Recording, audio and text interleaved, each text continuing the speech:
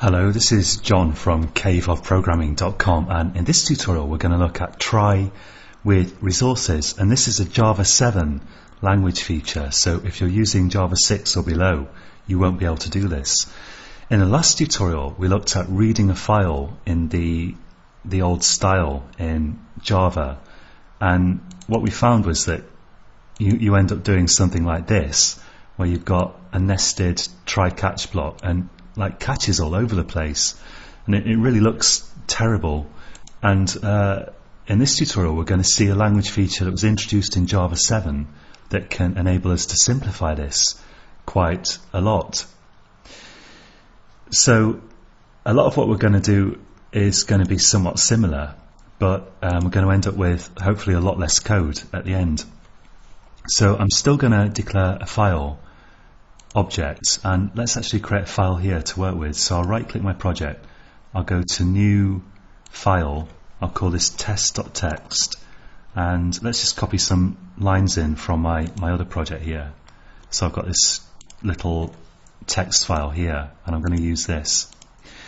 Now actually what I'll do here is, now that I think of it, I'll show you how this works without files, because what I'm about to show you is nothing intrinsically to do with files. It just happens to be very handy for working with files. So I'll show you it independently of files first. Let's imagine that we've got a class up here. Let's call it class, I'm just going to call it temp or something like that. And I'm going to say here that temp implements auto-closable, like that. Now the auto-closable interface just specifies that your class should have a close method, a method called close. So if I click this error here and add unimplemented methods, now we've got a close method here, and that throws an exception. And let's just put in here sysout closing so that we can see if this method runs. Now imagine that in my main method I want to create some sort of object of the type temp, like this, and later on I need to close it. I need to remember to close it like this, because otherwise I don't know what's going to happen, but somehow it's going to be bad for my program. Then here I've got to handle this exception which could be thrown from this close method. So let's put a try catch around it. But now this program should work, and if I run this, it says closing. So we created a temp object, and then we called the close method, and temp was actually forced to have a close method because it implements auto-closable. And let's just put the cursor on that and press F3. We can go to this definition and we see that auto-closable has nothing in it except that it says you've got to have a close method that throws an exception. That's what auto-closable, what this interface does. Okay, so let's delete that, but keep that in mind. And oh no, let's not delete it actually, because I still want to show you something here. Now instead of having this try block here, what we can do is we can get rid of that, and when we actually declare the temp object, since Java 7 we can surround that, we can actually put that in the after a try, in kind of like round brackets like this, and this is called try with resources. So I put, after I've got the keyword try and I've got round brackets like this, and within the round brackets I'm declaring and assigning some variable. I'm creating an object using new and assigning it to a variable that implements auto-closable, and that's the important bit. It's got to implement auto-closable. And I open a curly bracket of the try here, and let's just click save. And now if I look at the error here, it's complaining that it throws an exception because this close method throws an exception. Actually here it doesn't throw it, but it could do because of this. So let's just click that and say add catch clause to surrounding try. So now we're catching the exception here, and now there's no warning here that I haven't called close, which ordinarily there would be. And if I run this code, we see that it's actually calling closing, and that's what this does.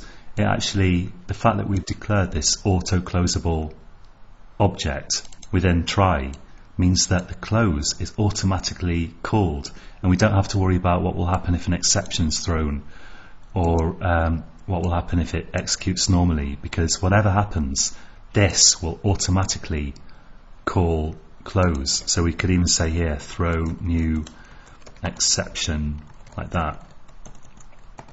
Let's say oh no, and even if I run that now, it's still calling closing, even though we've got this exception being thrown here. So close is always called, and that's what's so great about this Java 7 language feature, the try with resources that works on these auto-closable objects.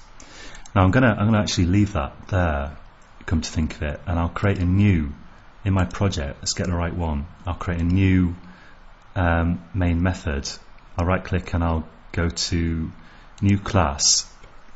Let's call this app2 and click finish. And now I want to show you how that works with regard to files. So I've got my text file down here, and I'm going to say file, get rid of the caps lock, file equals new file test.txt, like so, and I'll do Ctrl+Shift+O to add the import. And now I want to read it, as we saw in the last tutorial. If I want to read this line by line, I need a file reader and a buffered reader. And in the last tutorial, what I did was this: I said buffered reader br equals new buffered reader, and I pass the file to it, and then let's add the import, and then that's throwing an exception, so there's going to be an error there. And then I said, in fact this is the wrong way around, the first thing I said was file reader fr equals new file reader, and we pass the file to that, and then we pass the file reader to the buffered reader. So we've got three objects here that are kind of, buffered reader is using this file reader here, file reader is using the file here. It's like a Russian doll kind of thing. And what we can do, even in Java 6, or I suppose any version of Java, which will save a bit of, which will save as a line, is that instead of declaring this separately up here, because we actually never refer to this again after using it down here, so instead of having a separate variable for it here, I could take my new file reader here and just declare it in the constructor, the call to the constructor of buffered reader. So let's just add the import, make sure it's there. So now I'm creating a buffered reader, and I'm creating a new file reader, and I'm passing file to it, and I'm passing that object directly to buffered reader, to the constructor of buffered reader, all in one line. So that saves us a little bit of typing. But now what we're going to do is we're going to use a Java 7 language feature to try with resources again, and I'm going to say here try, and I surround this whole line with round brackets. It's a bit of a long line, but never mind, and I open the curly bracket here, and if I click this error I can add the catch clause like that, and we've got file not found, and here we could put an error message like sysout can't find file, and you probably know the drill by now, file.toString. If this executes, this could execute because we can't close the file, but the most likely cause of it is that we couldn't read the file properly. So let's put here unable to read file, and file.toString. So I think this error message here is going to come out even if we're unable to close the file, and the user doesn't really care if the file can't be closed. They only really care usually if it can't be read, but not much to be done about that, because this is just so, you see how succinct this is. It's so small compared to the monstrous mess that we had in the last tutorial, which, to remind you, looked like this with a nested try catch. And to complete our program, we just need this bit here that actually reads the file line by line. So we go to app2 and paste this in try block, Control-Shift-F to format there. And now we've got a complete program that reads a file, and it closes the file handle as well, because we're using this try with resources. And if I run that, then we're reading the file. And if it can't find the file, let's say, then we'll get a nice error message. So what we've done is we've replaced this monstrosity, which I can hardly bear to look at, to be honest with you, with this here, which is much, much nicer.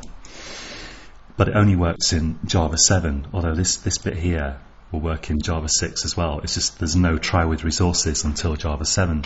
So that's it for this tutorial. That's a very handy feature that you can use to simplify your code.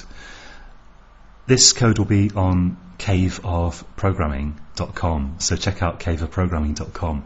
And I'm also in the process of setting up a email list with a weekly newsletter that will contain my free tutorials and special offers and stuff. So check that out. And until next time, happy coding.